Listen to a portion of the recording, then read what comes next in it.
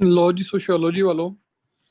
Basically जो sociology का paper होता है, अगर मैं आपसे पूछूं कि पाकिस्तान के अंदर करप्शन की क्या वजूहात हैं, या पाकिस्तान के अंदर आबादी में इजाफे की क्या वजूहात हैं, या मैं आपसे पूछूं पाकिस्तान के अंदर नशे की लत में लगे हुए लोग जो हैं वो क्यों लग गए हैं, या मैं किसी भी दुनिया की प्रॉब्लम का नाम ले लूं और आपसे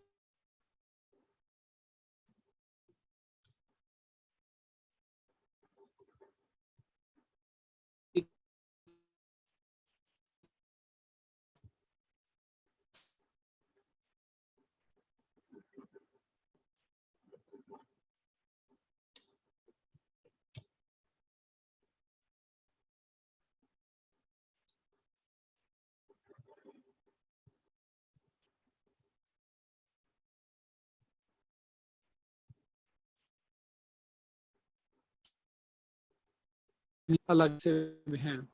लेकिन प्रॉब्लम क्या है? अब यहाँ पे मैं देखता हूँ,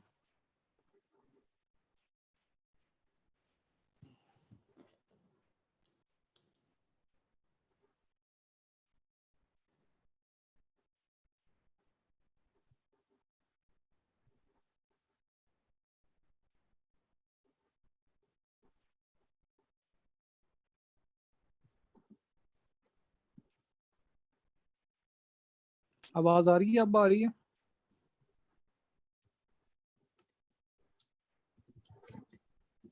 चले मैं दोबारा बताता हूँ चीजें।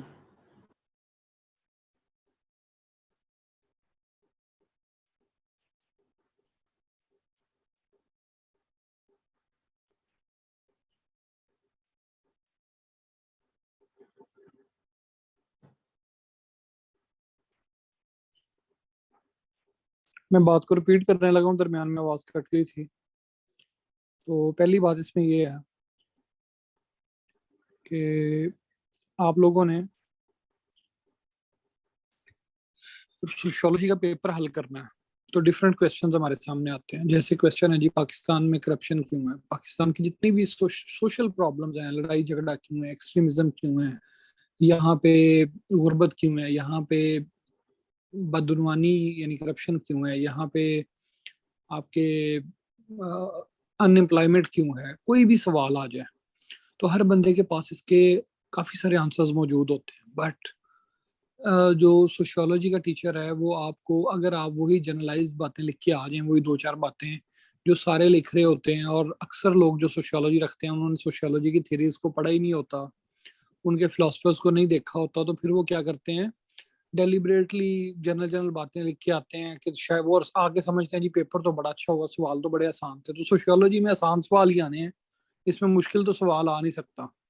तो वो जो आसान सवाल है, जब उनको आप टेक्निकल और थ्योरेटिकल पर्सपेक्टिव में लिखेंगे तब एग्जामिनर आपको नंबर देगा, वरना नहीं देगा। वरना वही होगा कि 200 में से 70 80 90 नंबर आ रहे होंगे, और फिर at the time of allocation sir पकड़ के बैठे होंगे। तो यहाँ मैंने कुछ जनरल बातें बतानी है आपको। I am not a sociology teacher, just ये एक हमारी यूं समझ लें कि जस्ट एक वर्कशॉप टाइप है छोटी सी। This is not a regular class. ठीक है जी, आप लोगों ने क्या करना है, पहले नंबर पे सुने कि आपने समझना है कि सोशियोलॉजी है क्या। सोशियोलॉजी स्टडी ऑफ सोसाइटी है, सिस्टमिक स्टडी ऑफ सोसाइटी है। जब हम कहते हैं सिस्टमिक स्टडी ऑफ सोसाइटी है, तो इसके अंदर इसको हम डिफरेंट तरह से देखते हैं। बाकी वो जो आपने सोशल वर्क में चीजें पढ़ी थी वही सारी चीजें हैं, लेकिन यहाँ पे हम उसका थ्योरी के थ्रू हवाला देंगे, हम उसके पर्सपेक्टिव बताएंगे। तो सोशियोलॉजी में जो सबसे इंपॉर्टेंट चीज है वो इसके तीन पर्सपेक्टिव हैं, और वो तीन पर्सपेक्टिव कौन कौन से हैं? वो दो मैक्रो लेवल पे हैं, एक माइक्रो लेवल पे है। जो पर्सपेक्टिव है, चीजों को देखने का अंदाज है हमारा, एक माइक्रो लेवल पे होता है। माइक्रो लेवल का क्या मतलब है? जो इंडिविजुअल टू इंडिविजुअल इंटरेक्शन हो उसे हम माइक्रो लेवल इंटरेक्शन कहते हैं। मसलन आप और मैं, हम दो बंदे बैठे हैं, हम दोनों आपस में कोई भी गुफ्तगू करते हैं, बात करते हैं, इशारा करते हैं, तो उसका मतलब जो हम दोनों आपस में अखज कर रहे होंगे, वो कोई थर्ड पर्सन शायद उस तरह से उसको परसीव ना कर सके। हम उसके अंदर डिफरेंट सिंबल्स यूज कर रहे होंगे। मसलन एक छोटी सी एग्जांपल देता हूँ। हम लोग जो जो सब ग्रुप माइनॉरिटी होता है ना, जो कम होता है, तो उन लोगों के सिंबल्स जो होते हैं ना वो ज्यादा होते हैं। मसलन फॉर एग्जांपल, मुझे याद है यूनिवर्सिटी के अंदर जब कोई शिया लड़का आ जाता था तो हम कहते थे हाँ भाई ये खटमल है।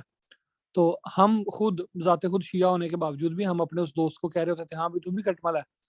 तो वो खटमल क्यों कहते थे, खटमल जैसे चिपक के रहते हैं, तो ये लोग सारे आपस में चिपक के रहते हैं। अब ये एक सिंबॉलिकली एक वर्ड यूज हो गया खटमल, हालांकि बुरा लफ्ज है, लेकिन अब फेसबुक के ऊपर आप जाएं तो आपको खटमल पोस्टिंग के नाम से डिफरेंट ग्रुप्स और पेजेस मिले हुए होंगे। अब ये क्या था, खटमल वैसे तो इचिंग की निशानी है, खटमल वैसे तो बुरा होने की निशानी है, लेकिन कुछ लोग हैं जिन लोगों ने इसको सिंबॉलिकली ऑप्ट कर लिया, जो हमारे टीनेजर्स हैं आजकल के, ये लोग आपस में एक दूसरे का तारुफ करवाने के लिए बाज़ कह देते हैं हाँ भाई ये भी खटमल है, हाँ तो ये भी खटमल है, तो बैठे हुए पता चल जाता है। अगर वो कहे हाँ ये खटमल है, वो कहे नहीं ये खटमल नहीं है, तो इसका मतलब ये शिया नहीं है। अब ये जो मैं छोटी सी एग्जांपल दी खटमल वाली, तो ये क्या थी, इंडिविजुअल इंटरेक्शन था दो लोगों का, उसके दो लोगों का, चार लोगों का, पांच लोगों का आपस में इंटरेक्शन था। तो इसे हम कहते हैं सिंबॉलिक इंटरेक्शन दो लोगों के दरमियान। मसलन अगर आपने हाँ या ना करनी हो, तो हाँ के लिए आप सर ऊपर से नीचे की तरफ हिलाते हैं, और ना के लिए आप लेफ्ट से राइट हिलाते हैं। लेकिन सारे कल्चर्स में ऐसा नहीं है। हमारे यहाँ पे ये कल्चर है कि अगर हमने हाँ करनी हो और सर हिलाना हो, तो हम सर ऊपर से नीचे की तरफ हिलाते हैं, और जब हमने ना करनी हो तो हम सर लेफ्ट से राइट हिलाते हैं। लेकिन बाज कल्चर्स ऐसे हैं जिसमें ना करने के लिए लिप्स की स्मैशिंग की जाती है, ऐसी आवाज निकले, ये जो आवाज है, ये कल्चर ये है। तो ये क्या है, सिंबॉलिक डिफरेंस है। ये पर्सन टू पर्सन चेंज होता रहता है, वेरी होता रहता है। इंडिविजुअल आमतौर पे पीएमएस में, सीएसएस में जो आपका माइक्रो लेवल है एनालिसिस का, उसमें ये सवाल नहीं आता। बस इसको देख लें, इसको जॉर्ज एच मीड ने ये दिया था, अमेरिकन सोशियोलॉजी, वो बेसिकली उसने इंट्रोड्यूस करवाया था 1920s के अंदर। और इसमें इसने कहा था कि जो वर्बल कन्वर्सेशन होती है, इसमें जो हमने वो मैस कम्युनिकेशन, अगर आप लोगों ने मेरे से पढ़ी, तो एक बंदा मैसेज सेंड कर रहा होता है, दूसरा रिसीव कर रहा होता है, दरमियान में डिफरेंट तरह की सोशियो कल्चरल चीजें होती हैं। जो इसमें इंपॉर्टेंट है मैक्रो लेवल पे, यानी सोसाइटी को एज ए होल देखना, सोसाइटी को एज ए होल देखना, उसके लिए हमारे पास दो स्कूल ऑफ थॉट हैं। एक को हम कहते हैं फंक्शनलिस्ट पर्सपेक्टिव, या जिसको हम फंक्शनलिज्म भी कहते हैं। फंक्शनलिज्म ये कहता है कि जो सोसाइटी है वो एक मशीन की तरह होती है। जैसे एक मशीन होती है ना, तो वो मशीन के मुख्तलिफ पुर्जे होते हैं, और वो पुर्जे, हर पुर्जे का अपना अपना काम होता है, और वो कर रहे होते हैं, जिसकी मदद से सोसाइटी चल रही होती है। तो ये जो फंक्शनलिस्ट हैं, ये सोसाइटी को एक, और वो मशीन को सिस्टम कहते हैं, तो ये सोसाइटी को एक बड़े सिस्टम के तौर पे लेते हैं, और उसके अंदर जो डिफरेंट ग्रुप्स और सब ग्रुप्स और उसकी जो मटेरियल और नॉन मटेरियल कल्चर के पार्ट्स हैं, उनको लेते हैं बतौर किस चीज़ के, कि जनाब ये सोसाइटी का हिस्सा है। ये आमतौर पे वो लोग होंगे जो कहेंगे मुआशरे को चलते रहना चाहिए, ये स्टेबिलिटी की बात करेंगे, ये कहेंगे कि एवोल्यूशन के थ्रू चेंज आनी चाहिए। ये रेवोल्यूशन की बात नहीं करेंगे जो फंक्शनलिस्ट हैं। ये कहते हैं आहिस्ता आहिस्ता चीजें बेहतर होनी चाहिए, ये नहीं कि एकदम से कोई इनकलाब आ जाए, खूनी इनकलाब, और उसके बाद मुआवजा हो जाए। इसके अंदर क्या होता है कि आपके यहाँ पे जितने भी सोशल इंस्टीट्यूट वजूद में आते हैं, ये फंक्शनलिज्म की वजह से वजूद में आए हैं। मसलन इंसान ने कहा कि मैं, जब इंसान जंगलों में रहता था, तो उसने ये कहा कि मुझे डर लगता है, मुझे खाने की जरूरत है, मुझे पहनने की जरूरत है, मुझे रोटी कपड़ा मकान चाहिए। तो उसके लिए उसने सिस्टम ऑफ फैमिली इंट्रोड्यूस करवाया। ये जो सिस्टम ऑफ फैमिली था, इसमें क्या था, कोऑपरेशन थी। फंक्शनलिज्म कोऑपरेशन की बात करता है कि डिफरेंट जो पार्ट्स हैं एक सिस्टम के, वो आपस में कोऑपरेट करके तो एक बड़ा सिस्टम बनाते हैं। डिफरेंट फैमिलीज आपस में मिली, तो उनके मिलने से क्या बन गया, आपके पास ट्राइब वजूद में आ गया। ट्राइब्स के वजूद में आने से विलेजेस, और फिर सिटीज, और फिर उसके बाद मेट्रोपॉलिटन और अब कॉस्मोपॉलिटन सिटीज वजूद में आ गए। तो जो फंक्शनलिस्ट हैं, ये कहते हैं कि सोसाइटी का जो फंक्शन है, सोसाइटी फंक्शन कैसे करती है, एक बड़ी मशीन की तरह, एक बड़े सिस्टम की तरह करती है। ये कहते हैं कि इसके अंदर जो सॉलिडारिटी होती है, यानी वो जो लोग जुड़े हुए होते हैं, ये दो तरह के होते हैं। एक होती है मैकेनिकल सॉलिडारिटी। मैकेनिकल सॉलिडारिटी क्या होती है, ये सोशल कोहिजन, यानी सोसाइटी का आपस में जो जुड़ने का अंदाज है वो कैसा होता है। ये कहते हैं कि ये होता है because of believes and values.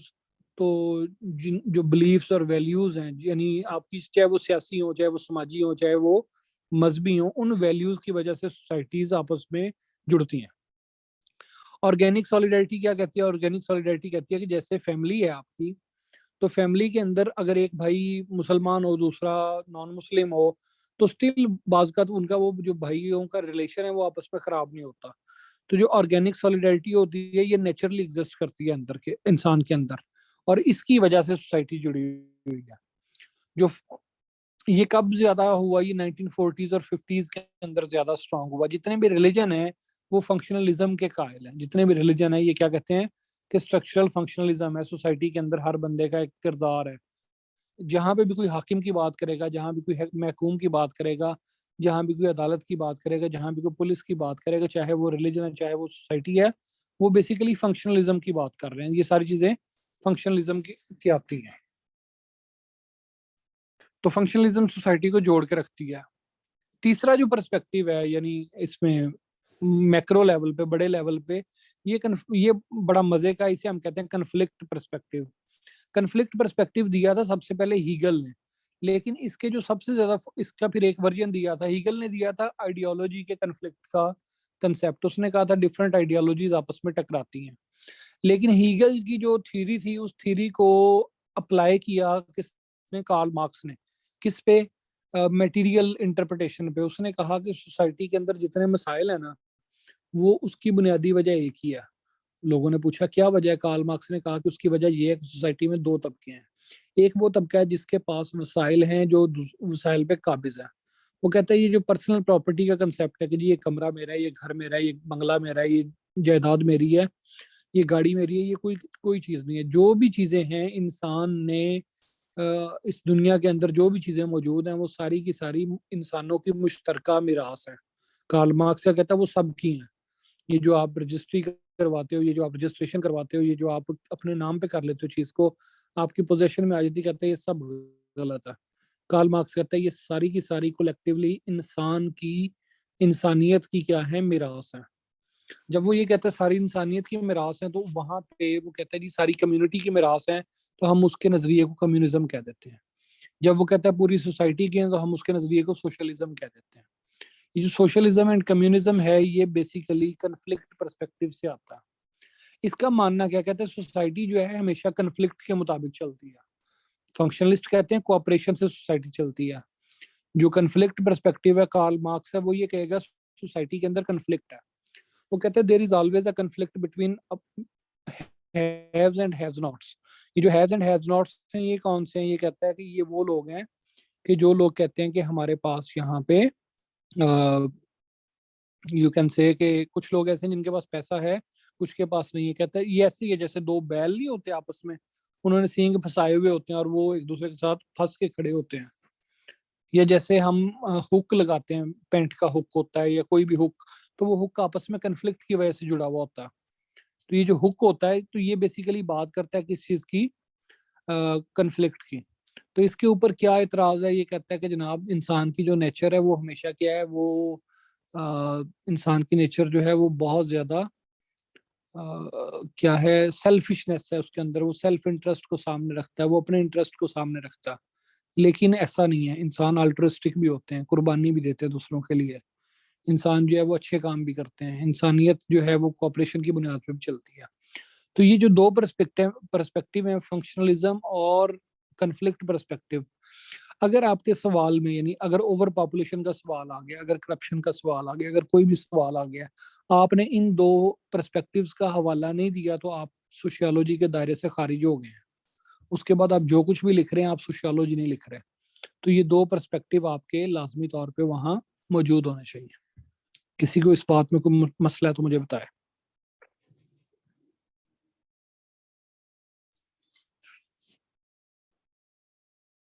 जी, किसी को इन दो पर्सपेक्टिव्स में मसला है तो मुझे बताए। हर सवाल के अंदर जो मर्जी सवाल आ जाए, आपने उसके अंदर लाजमी तौर पे कहना है कि functionalist view on the reasons behind over population. फिर बताएंगे कन्फ्लिक्ट व्यू। उसके नीचे जो मर्जी लिख के आए, जो आपको समझ आती है कार्ल मार्क्स या फंक्शनलिज्म की, वही लिख के आए। लेकिन आपने ये दो हेडिंग्स जरूर बनानी है सवाल के स्टार्ट में, जो मर्जी सवाल आ जाए। फिर उसके बाद यहाँ पे कुछ सवाल आएंगे जो फिलोसफर्स पे मुश्तमिल होंगे, जो आपके सिलेबस में है। Let me see the syllabus, मैं आपको बता देता हूँ।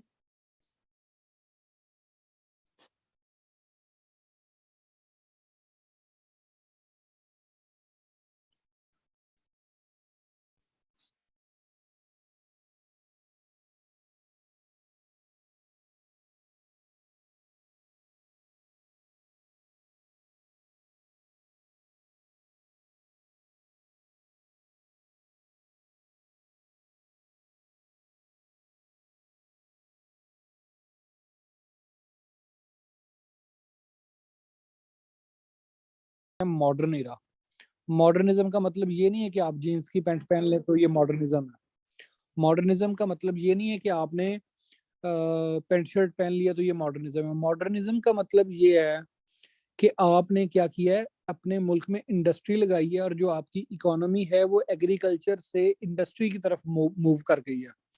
जब किसी मुल्क की इंडस्ट्री जो इकोनॉमी है वो इंडस्ट्रीज की तरफ जाती है तो तब हम कहते हैं कि वो कंट्री मॉडर्न हो गया, जब इंडस्ट्रियलाइजेशन हो जाती है। तो जब आप ये कहते हो कि जनाब ये हमारा जो मुल्क है, इस मुल्क के अंदर हमारी जो इकोनॉमी है वो क्या हो गई है, मूव कर गई एग्रीकल्चर से इंडस्ट्री की तरफ, इसे हम मॉडर्निज्म कहते हैं। फिर एक टाइम आया पोस्ट मॉडर्निज्म का। मॉडर्निज्म के दौर में लोगों ने सोसाइटी को देखने के एंगल बदल गया।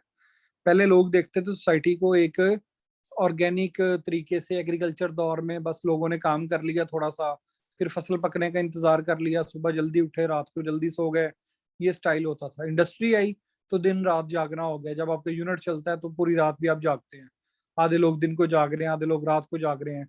तो इस तरह से क्या हुआ, आपकी पूरी की पूरी सोसाइटी के अंदर एक बड़ी तब्दीली आई। अब आ गया पोस्ट मॉडर्निज्म का दौर। पोस्ट मॉडर्निज्म का दौर आया किस चीज से, इंटरनेट के जरिए से। इंटरनेट का जब आपने इस्तेमाल किया, आपने सर्विसेज पर, यानी कि जब आप इंडस्ट्री से सर्विसेज की तरफ मूव कर गए, जब आप इंडस्ट्री को के होते हुए भी मूव कर गए किसकी तरफ, इंटरनेट की तरफ, आप आईटी की तरफ, इंफॉर्मेशन टेक्नोलॉजी की तरफ चले गए, तो ये आपका पोस्ट मॉडर्निज्म का एरा है। इंडस्ट्री का जो दौर है, जब इंडस्ट्री दुनिया को लीड करेगी तो उसे हम कहेंगे मॉडर्निज्म। और जब आईटी दुनिया को लीड कर रही है तो इसे हम कहते हैं पोस्ट मॉडर्निज्म। बल्कि करंटली यूरोप के और अमेरिका के कुछ इलाकों में तो पोस्ट पोस्ट मॉडर्निज्म चल रहा है, यानी पोस्ट मॉडर्निज्म की भी बात कह रहा है। फिर अब इसके अंदर देखना जरा सवाल, जब आप देखोगे तो कैसे हैं। इसने कहा जी फैमिली एंड हाउस होल्ड, तो उसके ऊपर उसने सबसे पहले कहा जी फैमिली के बारे में फंक्शनलिस्ट पर्सपेक्टिव किया है, वही जो हमने कोऑपरेशन वाली बात की थी। फिर उसने कहा ट्रेडिशनल मार्क्सिस्ट पर्सपेक्टिव किया है, तो वही जी कन्फ्लिक्ट है। फैमिलीज जो है इसलिए बनाई जाती हैं कि उसमें जो मर्द होता है वो क्या होता है, सोसाइट हाकिम होता है, वो बाहर किसी का महकूम है तो घर आके किसी पे हुक्मरानी करना चाहता है। ठीक है, औरत के बारे में मार्क्सिस्ट कहते हैं कि ये डबल स्लेव है, कि एक, या इसके लिए वर्ड यूज करते हैं स्लेव ऑफ द स्लेव, कि फैमिली जो गरीब फैमिली है उसका जो हेड है फैमिली का, वो बाहर किसी का स्लेव है, और उसकी जो बच्चे हैं, बीवियां जो फीमेल्स हैं, वो क्या है, उसकी आगे स्लेव्स हैं। तो ये क्या होता है आपका ट्रेडिशनल मार्क्सिस्ट पर्सपेक्टिव है। फिर इसके ऊपर फेमिनिज्म की थ्योरीज भी आएंगी। तो उसके अंदर मार्क्सिस्ट फेमिनिज्म और रेडिकल फेमिनिज्म क्या है। Marxist feminism again slave of the slave वाली बात करेगा, और जो रेडिकल फेमिनिज्म है वो ये कहेगा कि जनाब मर्दों को सबको खत्म कर दो और औरतों की हुक्मरानी हो। मर्द जो है वो सारे के सारे क्या होते हैं, सोसाइटी के लिए जहर कातिल है। तो ये आपके पास आ जाता है। Politics, social policy and family, इनमें इसका क्या होता है, is family a declining social institution. तो क्या फैमिली के अंदर क्या तब्दीलियां आ रही हैं। तो आप बताएंगे with the rise of post modernism हमारी सोसाइटी के अंदर अब फैमिलियां तब्दील हो गई हैं। अब जो घर की खातून है वो सिंपली घर की खातून नहीं रही, बल्कि वो क्या है, उसके हाथ में एक मोबाइल फोन के आ जाने की वजह से वो कहीं पे किसी से भी कोई भी बात कर सकती है। तो अब सोसाइटी का, फैमिली का जो सिस्टम है वो तब्दील हो गया। फिर है जी सेक्स एंड जेंडर। जब आप सेक्स एंड जेंडर की बात करेंगे तो sex is a biological distinction. Biological यानी कि आप पैदा होते हैं तो आपके जो बायोलॉजिकल ऑर्गन्स हैं उनको देख के पता चलता है कि ये मैन है या वेमेन है, ये बॉय है या गर्ल है।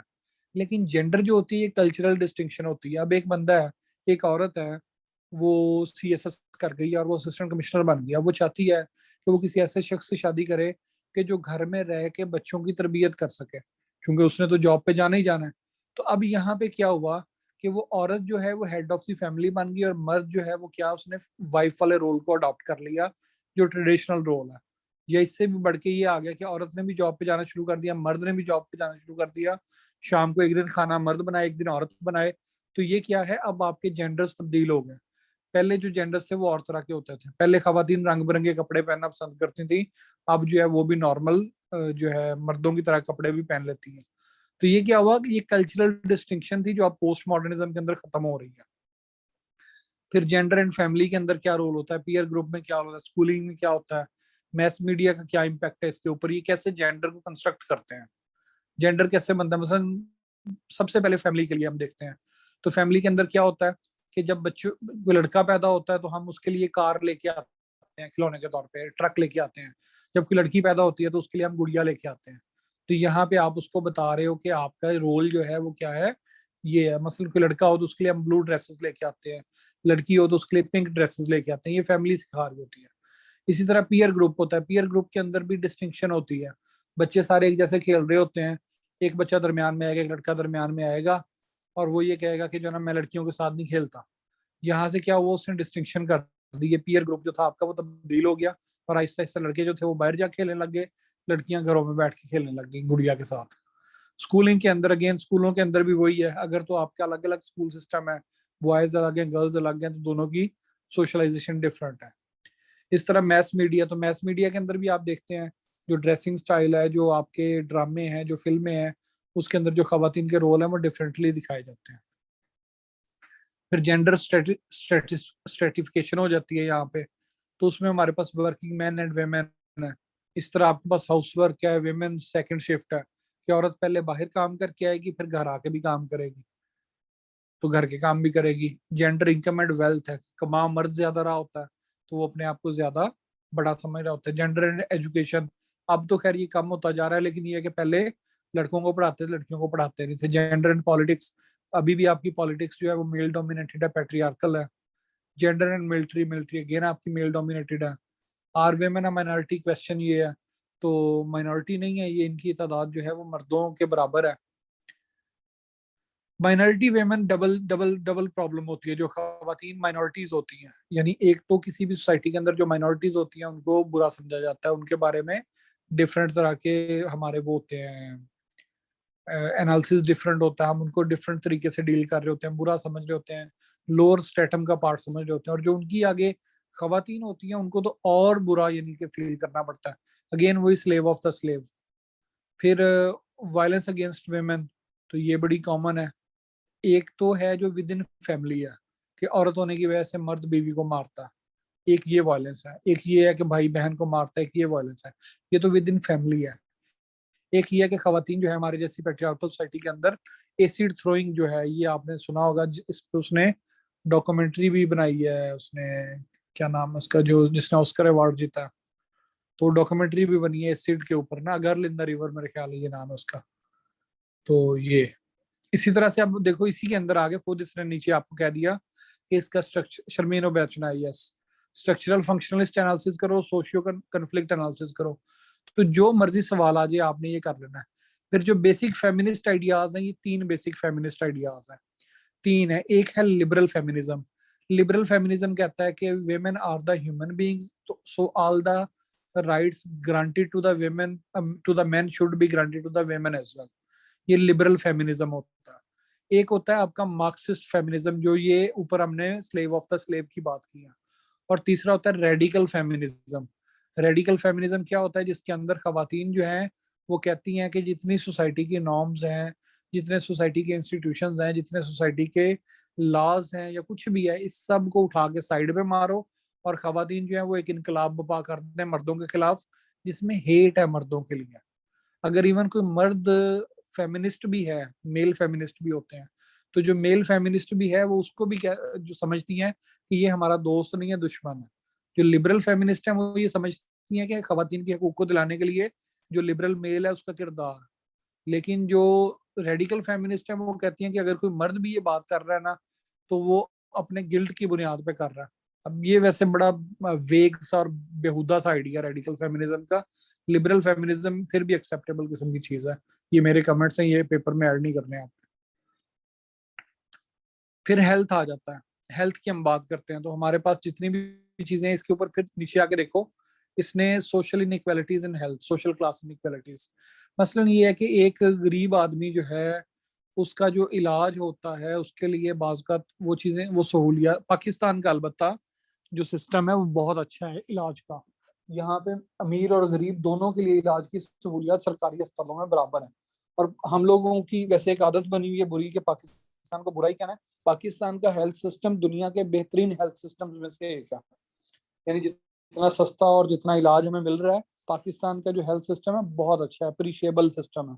जब आप इसको दुनिया के साथ कंपेयर करते हो तो आपको आइडिया होगा, ना वहाँ पे डॉक्टर्स होते हैं, ना वहाँ पे हॉस्पिटल्स में कोई एम्बुलेंस होती है, ना और चीजें होती हैं, लोग बड़ी मुश्किल से चीजें कर रहे होते हैं। और जिसे आप अमेरिका के हेल्थ केयर सिस्टम कहते हैं, दैट इज कम्प्लीटली प्राइवेटाइज्ड। तो वो प्राइवेटाइज्ड है। हुकूमत ने हमें पाकिस्तान के अंदर, हमारी रियासत ने बहुत अच्छा मेडिकल सिस्टम दिया है। और ये जो MTI आ रहा था, ये बेसिकली प्राइवेटाइजेशन का एक कंसेप्ट था कि ये किया जाए। दो के इसकी वजह से इकोनॉमिक फायदा होना था, लेकिन लोगों की जो बीमारियां हैं वो अनएड्रेस्ड रह जानी थी। तो ये कोविड-19 जो है, ये इसके अंदर हेल्थ के अंदर आपके आ सकता। फिर मैस मीडिया जी, सोशल सोशल मीडिया उसके अंदर आ जाता है, इलेक्ट्रॉनिक मीडिया आ जाता है, प्रिंट मीडिया आ जाता है। तो इसके अंदर ये सारी चीजें हैं। तो इनका क्या काम होता है? अगेन ये क्या करते हैं, मार्क्सिस्ट कहेंगे कि ये एजेंट्स हैं किस चीज के, उनके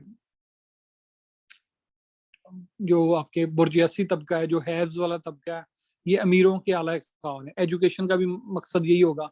जो फंक्शनलिस्ट कहेंगे कि एजुकेशन का जो सिस्टम है ये सोशलाइजेशन है, इंसान को नॉर्म, वैल्यूज, कल्चर, इस तरह की चीजें सिखाता है। लेकिन जो मार्क्सिस्ट हैं वो कहेंगे जी स्कूल्स जो हैं ये वो इदारे हैं जिसमें इंसान को ये सिखाया जाता है कि आपने अपने राइट के लिए जद्दोजहद नहीं करनी, बल्कि आपने क्या करना है, इसी सिस्टम का हिस्सा बनना है। तो वो हमेशा क्रिटिसाइज ही करते रहेंगे, ये जो आपके मार्क्सिस्ट हैं। Collective behaviour and social movements, इसमें डिफरेंट तरह की चीजें हैं। लोकलाइज्ड कलेक्टिव हैं, क्राउड क्या होता है, मॉब क्या होता है, रायोट्स क्या होते हैं, छोटी छोटी डेफिनेशन हैं इनकी, आपने देखते जाना है। एनवायरनमेंट एंड सोसाइटी, कि हमारे जो एनवायरमेंटल इश्यूज हैं, सॉलिड वेस्ट है, एयर क्लींजिंग है, एसिड रेन है, रेन फॉरेस्ट है, तो इनके ऊपर जो बातें हैं सारी की, ये कैसे हमारी सोसाइटी को तब्दील कर रहे हैं। मसलन ये है कि पाकिस्तान की आप बात कर लें तो आज से अरबों की बात कर लें, अरबों में चूंकि बहुत ज्यादा गर्मी होती है, सहरा है वहां पे, तो हमेशा सर पे कुछ बांध के रखते हैं, इसलिए वो उनकी सोसाइटी का हिस्सा बन गया। हमारे यहाँ पे उतनी गर्मी नहीं होती जितनी अरब में होती है, तो हमारे यहाँ पे मर्द जो है वो नंगे सर भी बाहर निकल जाते हैं।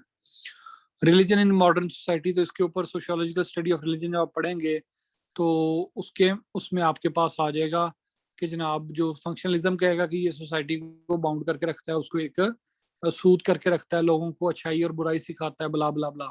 और जो मार्क्सिस्ट अप्रोच है वो कहेगी कि जो रिलीजन है again act as an agent of the people. जितने भी अमीर तबका है वो क्या करता है, रिलीजन को यूज करके गरीबों को एक्सप्लॉइट करता है। पॉलिटिक्स एंड गवर्नमेंट में अगेन यहाँ पे जो पॉलिटिक्स एंड गवर्नमेंट की आप बात करें तो यहाँ पे आपके पास अथॉरिटी आ जाएगी। मैक्स वेबर ने इसके ऊपर बात की, आई गेस ब्यूरोक्रेसी पे उसने बात की है। टाइप्स ऑफ गवर्नमेंट आ जाएंगी, ये सारी इसमें चीजें हैं। पॉपुलेशन एंड अर्बनाइजेशन, ये इशू है हमारे यहाँ पे, आबादी है, आबादी के ऊपर मालथूस की थ्योरी है। अर्बनाइजेशन को आपने देखना है कि इसकी वजह से क्या क्या मसाइल हो रहे हैं, और अगेन इसको आपने फंक्शनलिस्ट और पर्सपेक्टिव दोनों में देख लेना। जो पेपर 2 है इसके अंदर रिसर्च वाला सवाल है, पहला आपका मेथड्स वाला है। तो इसके अंदर आपको डिफरेंट चीजें बताई जाएंगी कि कोई भी जो रिसर्च है वो कैसे की जाती है, इंटरव्यू क्या होता है, सर्वे क्या होता है, ब्ला ब्ला ब्ला, ये सारी चीजें। और इसके क्या है, ऑब्जर्वेशन क्या होती है, नॉन पार्टिसिपेंट ऑब्जर्वेशन क्या होती है, पार्टिसिपेंट ऑब्जर्वेशन क्या होती है, हाइपोथेसिस क्या होता है, कॉन्टेक्स्ट क्या होता है, फिर सोशल एक्सपेरिमेंट क्या होता है, फिर उससे आप कैसे आइडिया अखज करते हो, तो ये आ जाता है। फिर दूसरा पेपर जो है ग्लोबलाइजेशन एंड सोशल चेंज की बात करेगा कि जो आपके यहाँ पे दुनिया ग्लोबल विलेज बन गई है because of internet and the rapid movement के जो आपके पास इंस्ट्रूमेंट्स आ गए जैसे जहाज हैं। तो इसकी वजह से जो दुनिया है वो ग्लोबल विलेज बन गई, तो अब सोसाइटीज पे इसका क्या असर हो रहा है। फिर ग्लोबल इनइक्वालिटी है, कुछ मुल्क अमीर हैं जिसे हम डेवलप्ड नेशंस कहते हैं, कुछ गरीब हैं, तो इनके दरमियान जो पॉलिटिक्स है इसके ऊपर बात होगी। क्राइम एंड डेवियंस है कि जनाब कोई भी शख्स जो है वो मुजरिम क्यों बनता है। कन्फ्लिक्ट थ्योरिस्ट कहेगा कि जनाब ये बंदा इसलिए बनता है क्योंकि वो जो राइज आपके नजरियात है उनसे बगावत करना चाहता है। उसको जब एक भूखा है वो चोरी इसलिए करता है जो कि वो जो है ना ग्रीड की बुनियाद पे या नीड की बुनियाद पे चोरी करता है, अमीर ग्रीड की बुनियाद पे चोरी करता है। तो ये इस तरह की चीजें, कहानियां सारी सोशियोलॉजी के पेपर के अंदर सिर्फ जिन चीजों का ख्याल करना है वो ये है कि आपने थ्योरिस्ट पढ़ने हैं और थ्योरिस्ट की जो थ्योरीज हैं, और फिर उसके ऊपर आपने जब कोई भी सवाल हल करना है तो उसके अंदर आपने पर्सपेक्टिव जरूर कोट करने हैं। That's it, that's all about sociology. कोई सवाल है सोशियोलॉजी से मुतल्लिक तो मुझसे कर ले।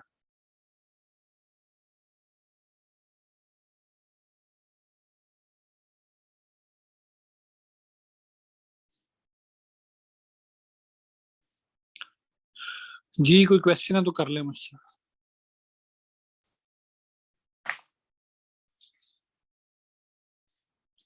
सिलेबस इसका आसान है, सिर्फ आपने करना क्या है कि इसके अंदर पर्सपेक्टिव कोट करने हैं और जो थियरिस्ट हैं उन थियरिस्ट की जो थ्योरीज हैं उनको आपने देखना है। मसलन मैक्स वेबर की थ्योरी ऑफ ब्यूरोक्रेसी के बगैर आपका पॉलिटिक्स वाला सवाल हल नहीं होगा। फेमिनिज्म की जो थ्योरीज हैं, जैसे उसमें रेडिकल फेमिनिज्म बताई है, वो बताइए, उसके बगैर आपका वेमेन वाला क्वेश्चन हल नहीं होगा। फिर जो आपकी रिसर्च है उसका मेथोडोलॉजी है, वो डिटेल आपने पढ़नी है। फिर मैस मीडिया, तो ये है जनरल किस्म के सवाल आने हैं, जो बंदा उसको सोशियोलॉजी की जुबान में लिखेगा उसके अच्छे नंबर आएंगे, वरना नहीं आएंगे।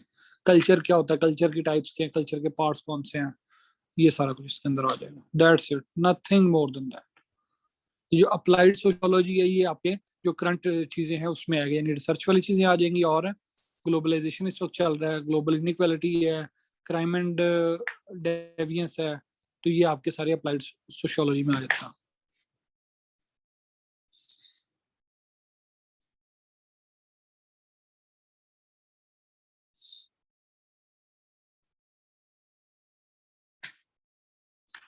थीरिस्ट आपने सारे पढ़ने हैं, माइल्डर, खाइम हो गया, दीगर चीज हो गया। मुझे सेंड करना बिलाल गफूर, पीडीएफ बना के मैं देखूंगा क्या किया है आपने। हाँ जी, कोई और क्वेश्चन है तो ठीक है, नहीं तो छुट्टी करें। किताब इसके लिए बता देता हूँ, अगर अच्छी किताब पढ़ने का टाइम है अभी आप लोगों के पास, तो वो आपने पढ़नी है उसकी, कम वक्त का क्या ना, हॉर्टन एंड हंट पढ़ लें या फिर जॉन जे मोशनस पढ़ लें। ये दो किताबें अच्छी हैं, ये मैंने पढ़ी थी। जॉन जे मिशोनियस कहते हैं इसके, मिशोनियस जो था इसकी किताब मैंने पढ़ी थी जब मैं खुद अभी एस्पायरेंट फेज में था, तब मैंने पढ़ी थी। लेकिन मैंने जनरल नॉलेज के लिए पढ़ी थी, अपने कंसेप्ट क्लियर करने के लिए पढ़ी थी, मेरा सोशियोलॉजी ऑप्शनल नहीं था। तो अगर वो नहीं है तो फिर अब्दुल हमीद तगा की किताब है, पाकिस्तानी राइटर है, वो भी ठीक है, मतलब गुजारा कर जाएगा इतने कम टाइम के लिए। लेकिन उस टाइम के बाद फिर आपने वो जो मिशोनियस की किताब है वो लाजमी पढ़नी है, यानी वो आपने जनरल अपने आइडियाज को इम्प्रूव करने के लिए, ऐसे को इम्प्रूव करने के लिए, बाकी सारे पेपर्स के अंदर भी सोशियोलॉजी की चीजें लगती हैं तो उसके लिए पढ़नी होती है।